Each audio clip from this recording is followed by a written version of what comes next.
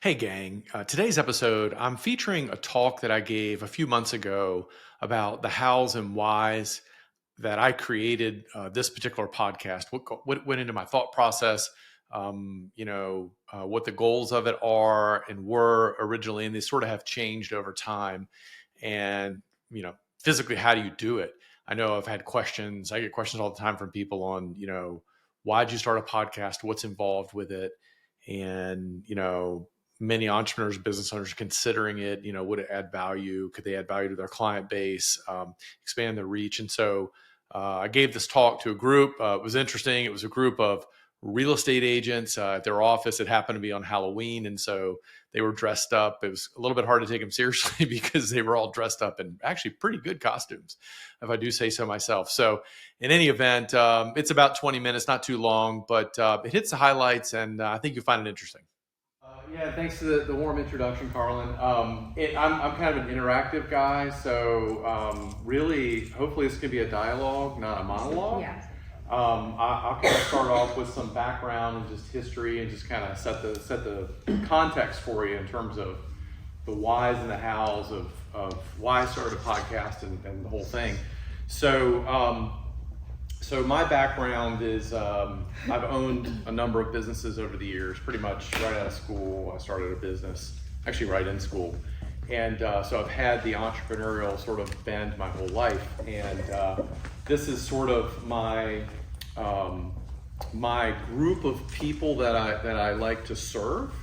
And I think, when you're in business, you have to identify, your tribe, who it is you want to work with, who you want to help, who you want to serve. And so one of the businesses, as Carl said, I do lending, and it goes back to 1998, but our main focus is working with entrepreneurs and lending, commercial investors, things like that. And so those people are, they're focused on creating generally long-term wealth and opportunities to expand their business, to expand their portfolio, to expand, their real estate holdings and whatnot. And so I was searching for sort of a way to reach them and create some differentiation outside of my own sort of network. So I had a pretty good network of people that I've developed over the last 30 years in business. And so I've always been intrigued by podcasting as a way or as a part of the sort of overall strategy. Marketing is a big world, right? And you guys are all doing it as agents and for the company and whatnot. And so it's always been sort of for me a quest for differentiation and how to stand out in a crowded world, right? Because just about everything today is commoditized, right? Let's be honest, houses are houses, loans are loans, cars are cars for the most part. You can buy them pretty much anywhere today.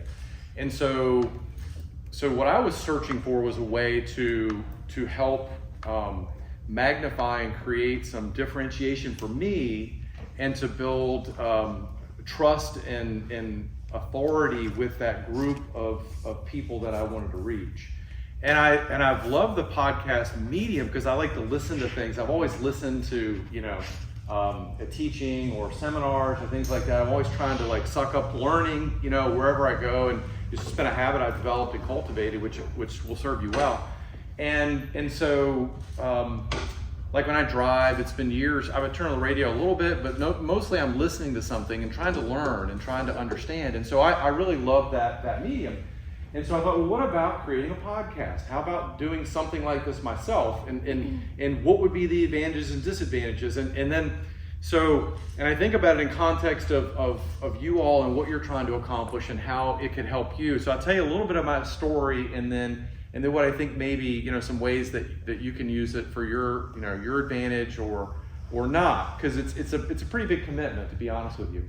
And there's a couple ways to approach it. So you really have to kind of think about what are you trying to accomplish, when you do a podcast. So, differentiation and personal branding was kind of the first goal that I had. I wanted to create something that set me apart from everybody else in the commercial space. Okay, maybe not everybody else in the world, but I'm the only guy that has my personality. and you're the only person that has your personality, right? And so with podcasting, it's an opportunity to get to know someone over time, because as you listen to their shows, you get to pick up about their personality. You get to understand a little about where they're coming from, their perspective. To me, it's a big opportunity to build trust, which doesn't exist in the world today anymore, right? People don't trust anything anymore. So particularly the internet and all that. So it's an opportunity, if you can sort of get to know someone, get inside somebody's head because they're listening to you, then they either will get to know you and like you and eventually trust you, or they may not. They'll just reject you and move on to someone else, right? Which is okay, because you can't help everybody. So the goal for me was to create that differentiation in branding, trust, to create some authority. So when I worked with clients, that they didn't just take my word for it. They're like, oh, this guy has a podcast and he's had this person and this person and this person on a show. Because what happens on a podcast is it's not really about Paul. Like if I host my own podcast, it's not about me. It's about Carlin when I have Carlin on the show. It's about William Lang, who I just had on the show, who is the Doogie Howser of finance. This guy went to USC at age 15 and graduated at 18. He's 34 today, and he just started a bank. I mean, a bank. He raised $34 million, and it's a bank, okay? He'll be on, starting Tuesday, he'll be on the show. And then another guy, Tony, in April, actually you may have heard of Creed Realty. Well, he started Creed Realty back in the day. He sold it in 2011. It's a friend of mine, I've known him for a long time. What an adventure since then. He's been in California. He ran a big VA hospital. And now he has 47 franchises. Okay? So, and the story and the things you learn. So it's not about me. It's about who are these people, and the association that you can have with other people that sort of elevates your sort of standing in the world, so to speak, in the eyes of your customers based upon who you're talking to and who you know. It was about creating content. Again, I didn't want to be, and I know you guys are creating content all the time, right? I mean, you're trying to get yourself out there in social media and things like that. It's a great way to do it because based upon the frequency of podcasts that you do, I mean, you could do one podcast episode a month and get just a gold mine full of content. I mean, there's so many ways that you can create little 60-second sound bites, or you can have blogs come from that. You can do, I'm not a big Instagram person, but you can get Instagram posts and YouTube. And to sidestep a little bit, there's a couple of ways to skin the podcast for the content. So you have just the audio version only, right? Which is where podcasting started, which is a little bit easier than the video version. But the video version opens the door, particularly with you guys are so visual, I think, in what you do. The video can be really effective because you can get these shorts. You can put them on TikTok, you can put them on YouTube. And so, but it's amazing the amount of content you can create, and you can grab little sound bites of your guest saying something very interesting, you may be saying something interesting, and you can put it out there. And so you don't have to be thinking like every day, it's like, what kind of content am I going to create? Do I post a scripture of the day, which is great. I'm all for scripture, but there's a million of them out there every day coming out. Pictures are great, but interesting content. People want to learn something new, and people love story. So it's a great opportunity to pick up stories by talking to people and being part of that and get that out there and get in the conversation. And the last reason I did it, and I think that you can find value here, is for relationships. Because let me tell you, if there's somebody you want to get to meet and know, and you don't know them, no matter where they are in the pecking order of life, you can get an introduction to just about every one of these people if you reach out to them and invite them onto your podcast show. So I just had the CEO of a large, it was about 6 months ago, a large franchise that they do property management. They're based out of Salt Lake City. And he came on the show, and we had a great conversation. And it was only because of the podcast, and he was referred to me through somebody that was a friend of mine, saying, hey, you should reach out to this guy. But the sky's the limit there in terms of who you can involve, you can get on your show and open doors and build relationships. And when you have a 20, 30, 40-minute conversation, you can structure your podcast a lot of different ways, and we could talk about that as well. Mine is basically an interview-based podcast. But if you're doing that type of a podcast, then you're having a 20, 30 minute, 40 minute conversation with somebody, and you're focused with them and they're focused with you. There's no phone, there's no, I'm multitasking doing 8 things. And it's very valuable in terms of a relationship. People are like, wow, this is great. And then if you're out to develop business, then it opens doors with business relationships. I had a guy on the show, I don't know, a few weeks ago, and he sells these big steel buildings, right? We do a lot of that. We've got one going up right now in Chesapeake. And I thought to myself, hey, he'd be a great person to have on the show to educate our client base who are business owners and entrepreneurs looking to build their business, expand their wealth, expand real estate on building a steel building. What's involved in that, right? Because there's a lot to know. Mm-hmm. So had him on the show, and then now he's already referred me several people that want to build steel buildings, because he didn't have a really good lending relationship with anyone. So it will open doors for opportunity for business. It'll open doors for relationship, and create content. You'll elevate your trust with your customers, and they're just going to start looking at you a little bit differently. Now, there's another way to approach it as well. I've been talking about sort of hosting your own podcast. When I first started, I didn't host my own. My goal was to be on other people's shows, right? And so I do both of that. And being on other people's shows is a lot easier, quite honestly, because you just show up, right? When you host your own, there's a whole lot of work involved. We talk about the back, what's involved to do all this. I'll get into whatever you guys want to get into. I just want to kind of give you the picture and kind of my thought process. Hosting your own, being on other people's podcasts can help you as well, from the authority and the value and the content. And you will develop relationships, but those are going to be different. You're going to be developing relationships with people that more or less are podcast hosts, that may be able to help you in your career, and maybe not. But again, so there's a lot of benefits there too. You have to like to talk if you're on other people's shows. If you host your own, you don't really have to talk a lot. You can just ask questions. I like that because I'm actually kind of an introverted guy. And so, put me in a room with 100 people to say, drop me in there at a cold network. I'm like, I'm not. That's not my thing. I studied engineering, right? That's because you do math and science and all that.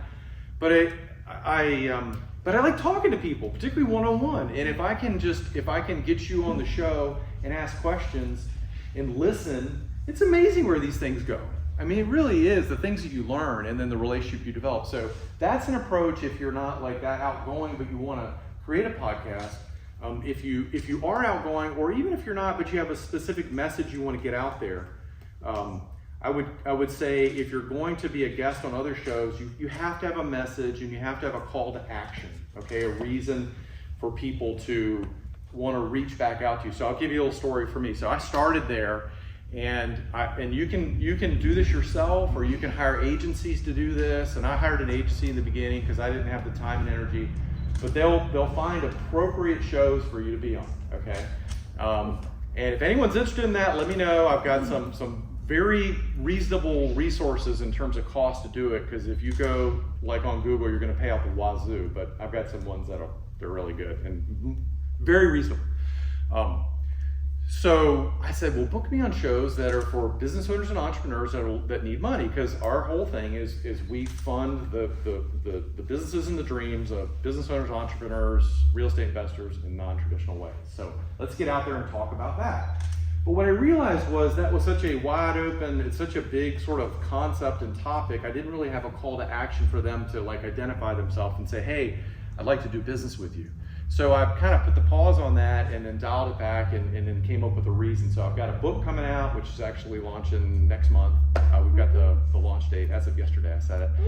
But it's specifically focused on one segment of that where I can talk to business owners that have a local presence. They're growing. This sounds like you guys. That are growing, that have a reason to be in a local presence for a long time. And they don't want to lease their space for 15, 20 years, they want to own. And so the whole book is designed to talk about the advantages and disadvantages of doing that. And we go pretty deep in that whole thing. So someone who's considering the idea to be an owner-occupying commercial person or company. So now I have a very specific target to go to. So now I'm going to go back out to my person who is doing, well, my new person to book the podcast, and say, I want to be on shows that talk to HVAC company owners, plumbers that are growing, veterinarians, chiropractors, doctors, dentists, these people that have businesses that are local, that you're not going to virtually, where everyone works from home, right? They either have patients or employees coming there, or staff, or they just have to have physical presence, but they're leasing, right? So if I can get in these shows that they've already developed an audience of that type of person, a certain percentage of them will be considering buying their building, right? Or having a lease come up, and a certain percentage won't. But at least it's a target, and it's more specific, and I have a very definitive call to action for them to reach out and say, hey, I'm interested in having a conversation. So the outbound one is more of a, you have to have a specific message and a reason for people to contact you, or you're just going to kind of go out there and spend a lot of time. Mm-hmm. The inbound one is more of the where you host your own, where it's the branding, we're building relationships, we're opening the right doors, we're building content, and it's a longer term play. Okay, you're not going to get business probably tomorrow from that, but if you can do it over the long run, then it can really benefit you from that authority and the trust and the relationship perspective. So there's a great book I read on that, and if anyone's interested, it's called Content-Based. This is the best book I've ever read on this idea, Content-Based Marketing by James Carberry. James Carberry. Anyway, so he talks about both of those types of approaches, what they've learned, and he's got 3 million downloads. I mean, they're out there. We're not out there. We're doing okay, but not like that. So that's kind of the big picture. We can get into the mechanics and the details and all that as well. But I would say what you have to think about is how would this apply into your overall strategy? From a personal branding, from how do I build clientele. The one downside to podcasting is there's no real geographical limit to it, right?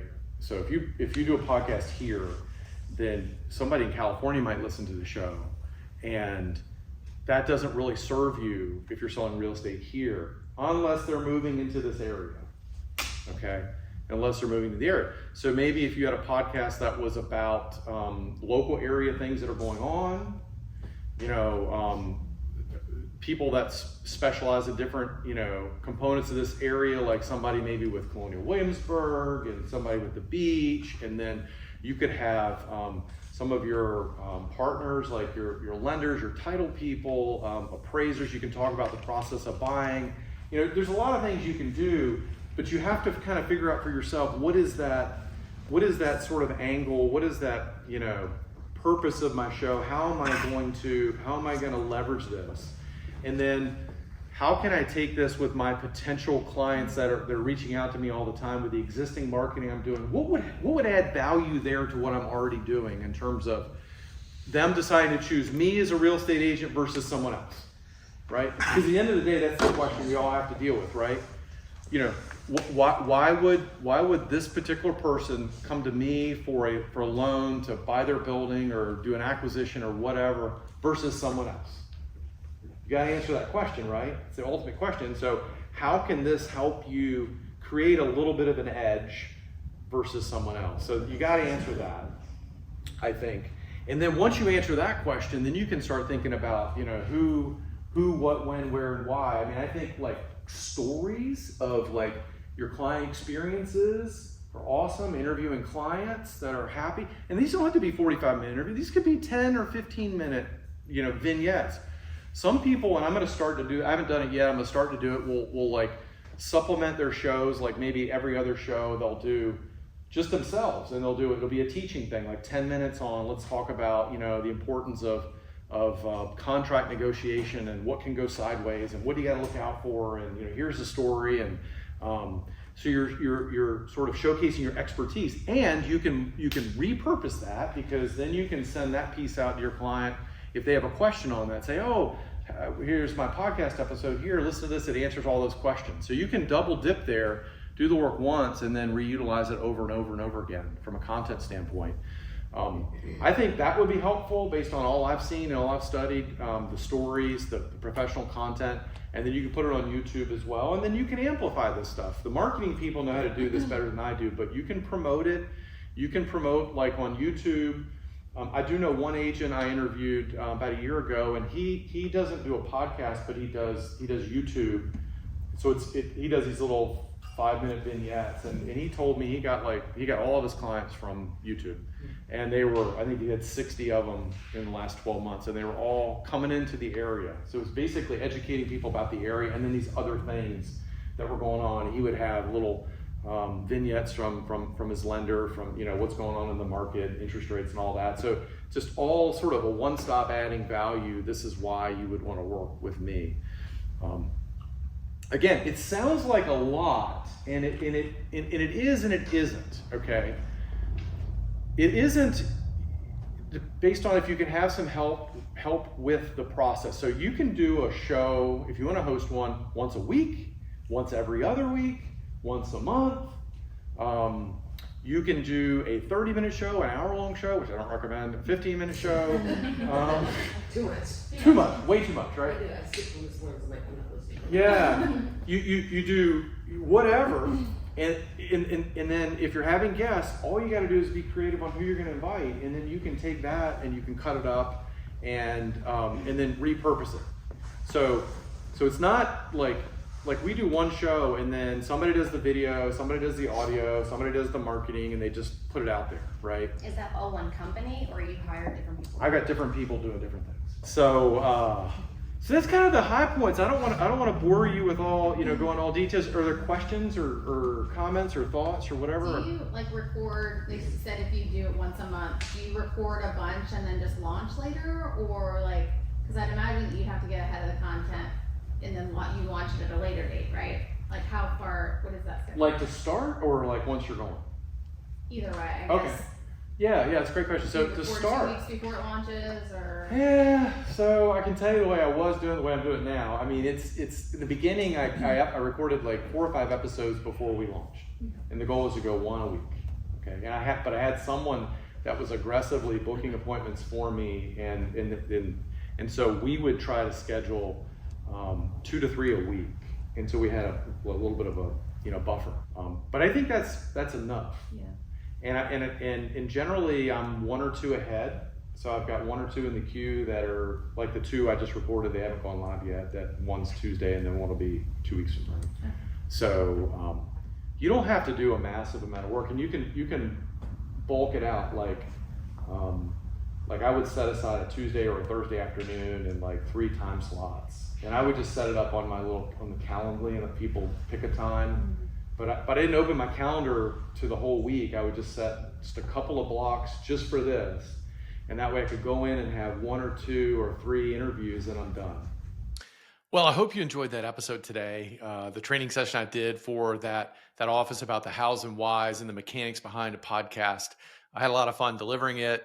And if you feel like you got some value from this, as always, like, subscribe, promote, share the show. And I appreciate you tuning in. Have an amazing day.